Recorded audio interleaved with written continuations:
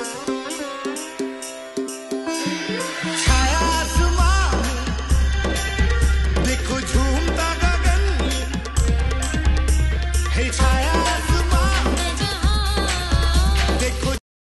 बंधुरा सुतोबास kitchen with ब्लगे सबाइके स्वागत।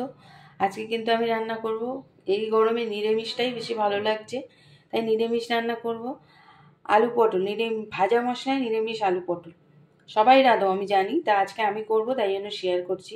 এখানে আলু পটল কেটে আমি ধুয়ে নিয়েছি, ফোড়নের জন্য নিয়েছি একটু তেজপাতা, জিরা আর শুকনো লঙ্কা।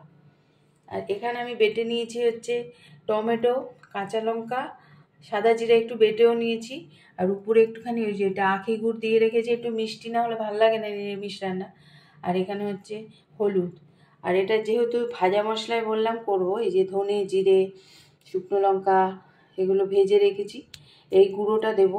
আর হয়ে গেলে দেবো একটু গরম মশলা, এই যে গরম মশলা গুঁড়ো।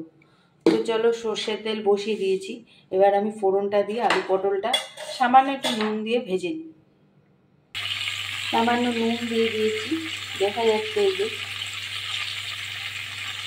নুন দিয়ে দিই, এটা একটু ভেজে নিই। আর এখানে এই মশলাটার মধ্যেই আমি একটু ভাজা মশলাও দিয়ে দিলাম একবারে, দিয়ে একটু জল দিয়ে দিলাম, মশলাটা রেডি করে রাখলাম। ব্যাস, এটা দিয়ে কষানোর পর লাস্টে গরম মশলা দিয়ে দেবো, ব্যাস হয়ে যাবে।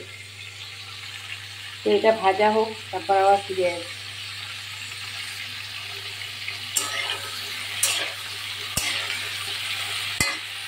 আলু পটলটা ভালো করে ভাজা হয়ে গেছে, মশলাটা দিই।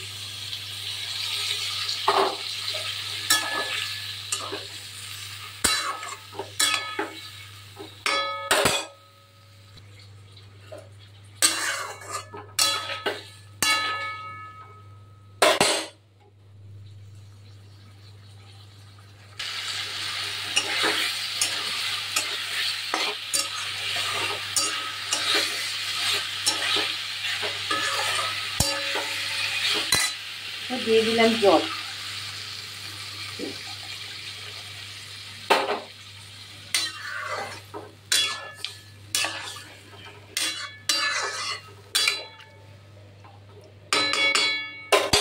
নুন মিষ্টিটা দেখে নেব, তারপর ফুটে উঠলে মাখা মাখা হয়ে আসবে, পর গরম মশলা দিয়ে নামিয়ে নেব।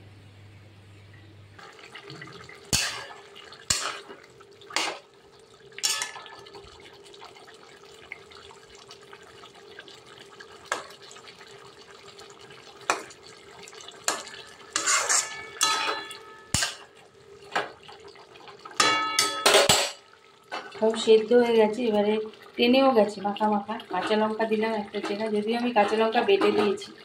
একটু গরম মশলা দিয়ে দিলাম। তোমাদের ঘি ভালো লাগলে ঘি দিয়ে নেবে, খুব ভালো লাগে। এই যে বললাম সবাই জানে এটা। আর একটু টানলে আমি নামিয়ে দেবো। এটা কিন্তু পুরো হয়ে গেছে।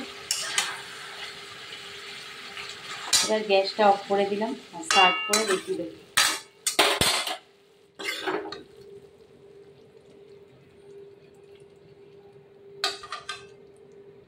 ভাজা মশলায় নিরামিষ আলু পটল কিন্তু আমার তৈরি হয়ে গেছে। যদি ভালো লাগে সাথে দেখো, আবার আসবো পরবর্তী কোনো ভিডিও নিয়ে। আর এতক্ষণ সাথে থাকার জন্য সকলকে অসংখ্য ধন্যবাদ। আজ আসি।